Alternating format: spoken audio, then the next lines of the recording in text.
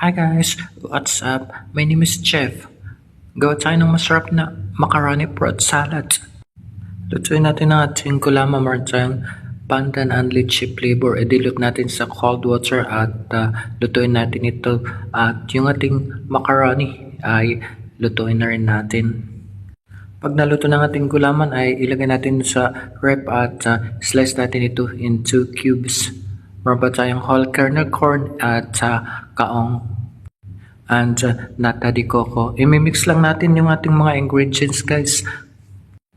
Yung ating creamy cheddar cheese, mayonnaise, combines it very well. At mag-add tayo ng ating condensed milk at i-mix lang din natin ito. Ang sarap nito guys at creamy pa siya. Meron pa tayong slice of cheddar cheese. Nagad tayo ng ating assorted nuts. Meron tayong cashew nuts, pistachio nuts, and almonds. Naglagay pa tayo ng raisin. Super yummy talaga ito. At ilagay na rin natin ang ating Nestle cream. Mix lang natin ito guys at ilalagay natin ito sa fridge. Kain tayo guys ng ating masarap na snack or desserts.